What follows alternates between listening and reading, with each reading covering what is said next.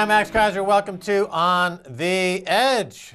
All right, how about this? How about we go to upstate New York and talk to trends forecaster Gerald Celente of TrendsResearch.com. Gerald Celente, welcome back to On the Edge. Hey, thanks for having me on, Max. I feel like it's Over the Edge. That might be a good idea. Change the name of the show to Over the Edge. All right, now, Gerald Celente, your thoughts on the LIBOR rigging crime racket in which bankers colluded with government and central banks to manipulate global interest rates. Your thoughts?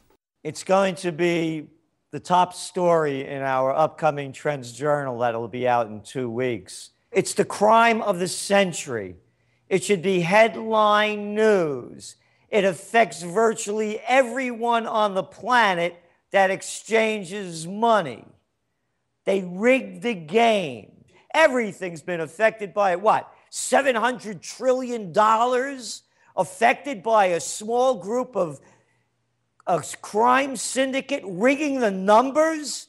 It's a bank takeover. And it's at every level. How many more crimes do people have to see from the banking mafia before they get it? Well, let me ask you a question. If I am one of these 18 or so banks that are part of the LIBOR rate setting, it's now obvious that most, if not all, were in on the collusion, and I am packaging a deal with, let's say, a sovereign like Greece to hide their debt, like Goldman Sachs was doing. Aren't I committing fraud on a couple of different levels here? Because not only am I avoiding the Maastricht Treaty by getting them involved in hiding debt, which is illegal to begin with, but I'm referencing on the indenture of the products I'm selling them, LIBOR rate, that I'm involved with in rigging. It's just another dimension to the fraud because all these indentures, all these securities, all these derivatives reference LIBOR by the same people who are rigging LIBOR. So everything that's tied to LIBOR is now suspect, correct? Exactly. It's a criminal operation. They're rigging the game. And they're betting, knowing which way it's going to move, because they're fixing the numbers. Oh, but I heard Robert Diamond, the former CEO of Barclays, say he was sorry. You or I or anybody else commit a minor infraction, and boy, do they slam you down. Hey, go back to England just a year ago. You remember the Nottingham riots. You know, when they killed an unarmed guy and they said that the guy was armed shooting at them and the people took to the streets. And you remember, listen to Cameron. Yeah, Chicken Hawk Cameron over there talking about how disgusting these people were and how they were going to clamp down on them. Listen to all the clergy. Go back. It's only a year ago.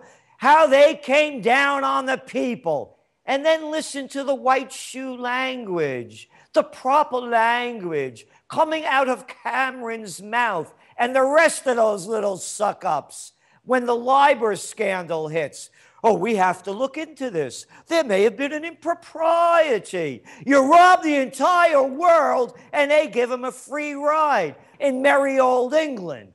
All right, now, Gerald, with Trends Journal, your publication, you've been forecasting these events for many years now and been extremely accurate in terms of the trends of the crime waves getting more pronounced, more egregious, and everyone is involved in this racket. You've got the funds, you've got the rating agencies, you've got the accountants, you've got the Wall Street banks, and you also have the media. For example, the Wall Street Journal, which is owned by Rupert Murdoch, ran an editorial trying to position the LIBOR scandal as, you know, virtually insignificant. What about the crossover between Murdoch, who's been caught breaking the law and spying on folks around the world, and his Wall Street Journal mouthpiece to compound this problem by utilizing it's outright propaganda, isn't it, Gerald Celente? Or impropaganda. You know, look, Murdoch's, I can't speak for Murdoch, but if I was Murdoch, look at the difference. Murdoch thing has been in the news about him, the listening racket going on. You know, they're spying on people. How come the British media isn't pumping up this LIBOR scandal like that? It affects everybody. It affects the entire planet. But hey, what's a LIBOR? Most people wouldn't know one if they got hit by one. All right, now in the case of LIBOR, of course, it's the reference rate used, it underpins global security transactions, $800 trillion worth. It's a rate that's set by committee, and it's published. And it's similar to, let's say, what happens at the Federal Open Market Committee in Washington, D.C. They get together and they decide what the interest rate should be. It's not a market mechanism. It's done by central planning. It's done by a committee, and these rates are set accordingly. A lot of people now are stepping forward and saying, look, if LIBOR is completely manipulated, if the Fed is completely manipulated to support this Ponzi scheme of the global financialized markets that refer back to very little in terms of collateral, isn't it make sense then that we would see the exact same thing in the gold market? Doesn't this confirm what a lot of people have been saying about the gold and silver market? Absolutely. I agree with you 100%. I've been saying this forever. They don't look. You see that the entire system's collapsing. When you really go back to the root of the LIBOR scandal, it was also to make it not look as bad when everything was crashing out in 2007, as we're finding out now. They lied about the stability of the banking industry, and they were saying that they were borrowing at lower rates to make it seem like the money was available. You go back, what just happened in Mexico at the G20 meeting and then the Euro summit. They can't fix the problems. The bankers know that if the people see how worthless that digital paper, not worth the paper it's not printed on, becomes apparent, and the people start running to buy gold, it'll crash the system. They're rigging gold like they rig the stock market, like they rig LIBOR, like they rig everything. It's one inside deal. And so they need to keep the price of gold down so that they could keep the Ponzi scheme afloat. It's as simple as that. Right, and we've seen prices usually find their way despite all the manipulation. But I wanted to ask about something that I saw happening in Oakland, California.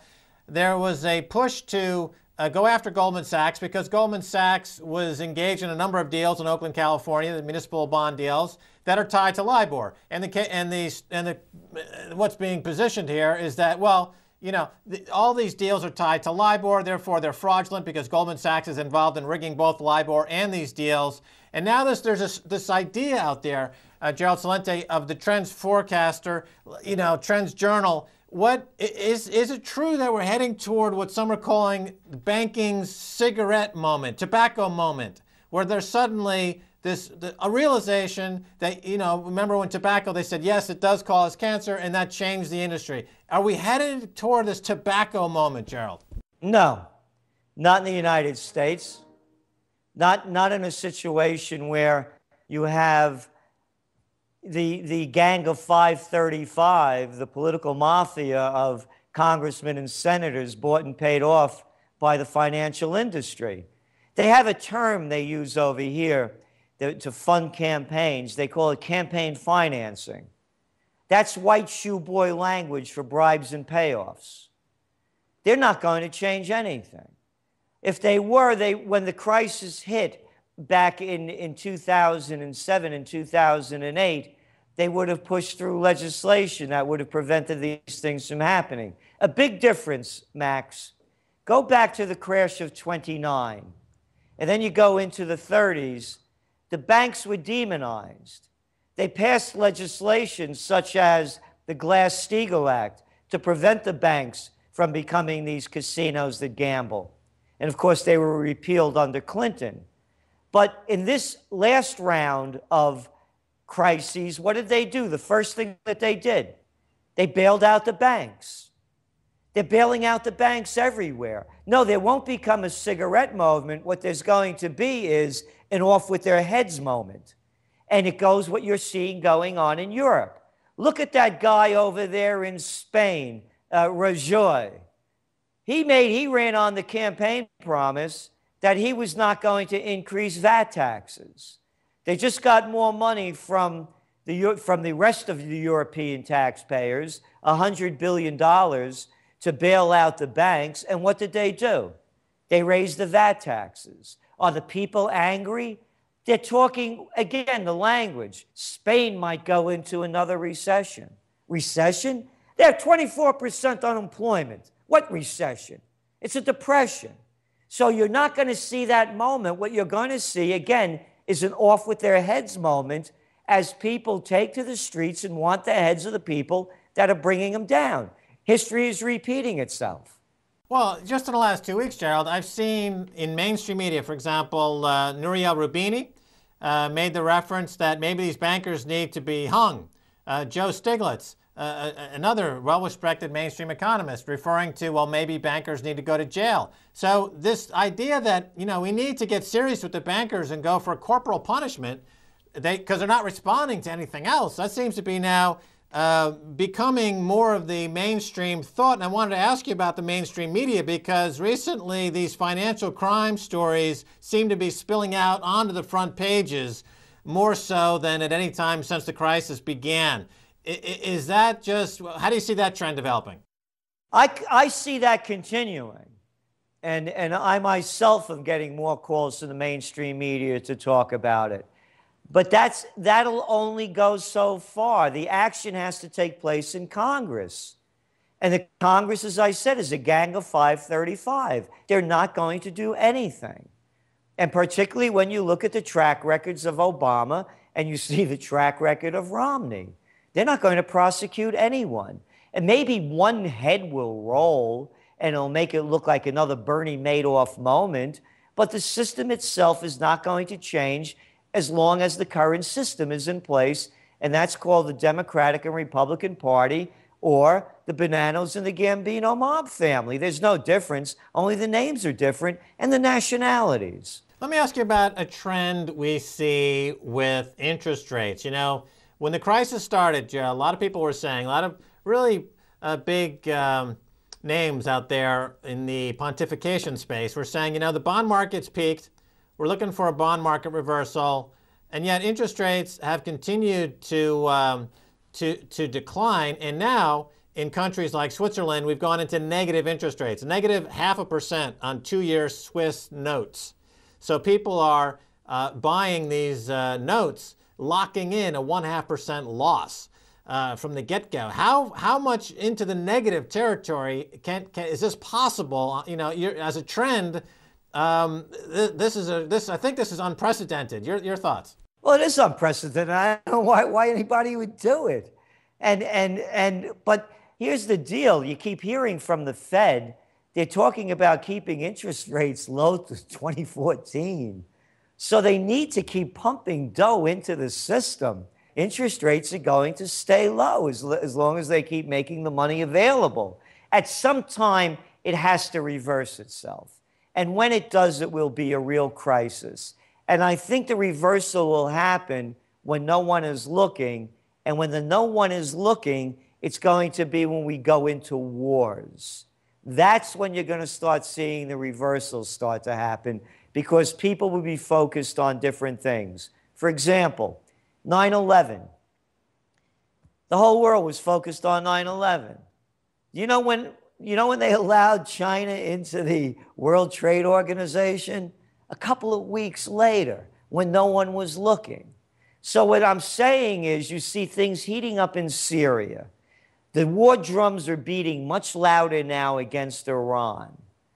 I believe there's going to be some kind of an event, be it false flag or real, that'll get the people's mind off the economy. That's when the situations will change. Bond interest rates will go higher, and then the people won't feel the pain as much in their head. They'll feel it in the rest of their lives because they will be distracted. They do this all the time. The crash of 29, the Great Depression, currency wars, trade wars, real wars. The panic of 08, Great Recession/Depression, currency wars are going on. You're talking about getting people's minds away from gold and keeping the price down. Look what's going on in India. I mean, they're one of the biggest buyers of gold. And now the government's putting restrictions and taxes on buying gold coins because the rupee is crashing.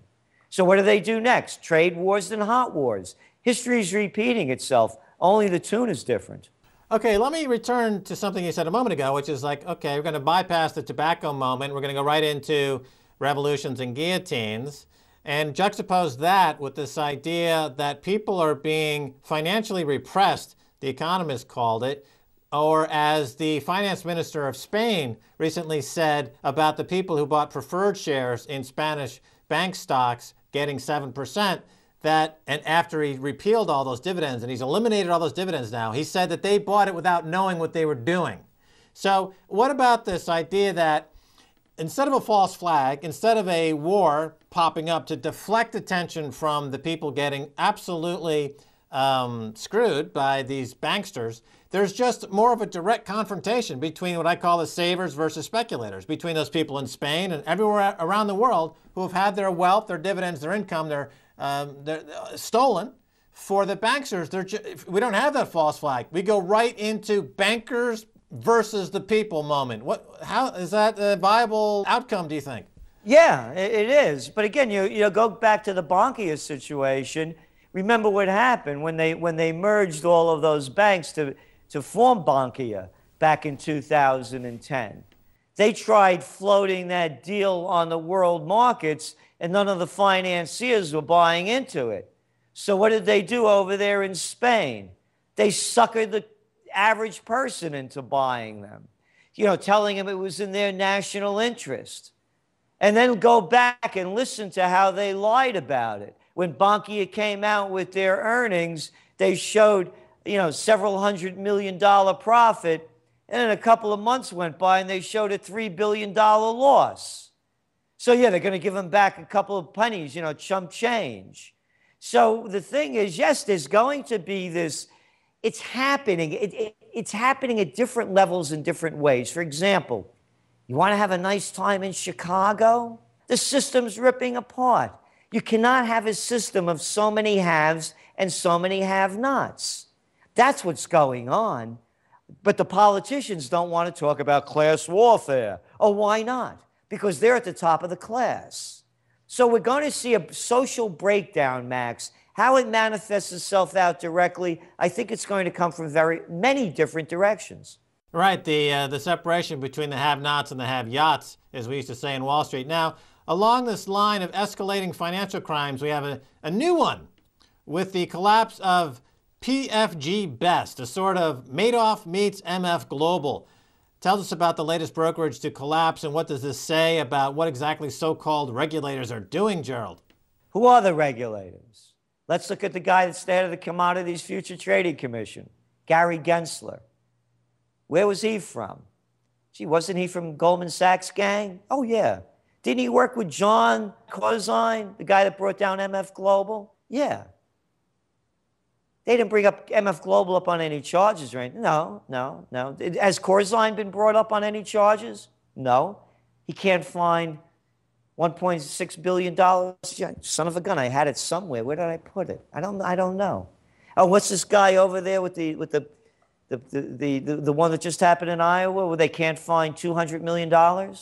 Gee, I don't know what I did with it. The entire game is rigged, whether it's the LIBOR scandal, whether it's MF Global, whether it's this latest one where they can't find the money. There is no regulation. The only regulations, as I said, are for us. You go back a year, as I mentioned, go back to the Nottingham riots. Listen to all of these politicians screaming and yelling for the heads of the little people, for stealing, in the midst of a riot. And look how they talk about giving a free ride to all. Look, you just saw it. You just saw it with Barclays. This guy resigns, Diamond. I'm sorry. And that's it. Whoa, I'm sorry? Oh, and he left with $100 million. That's what he's worth.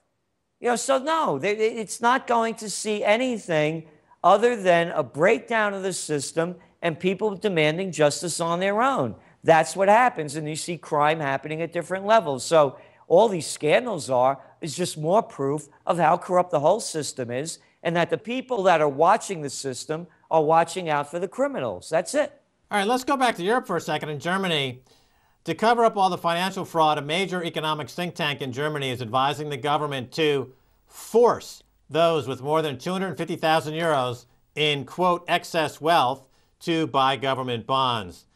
Okay, now this is direct wealth confiscation, a trend that you see continuing. And isn't it a bit creepy, this idea of the German government forcing wealth confiscation from folks? Haven't we seen this movie before, Gerald?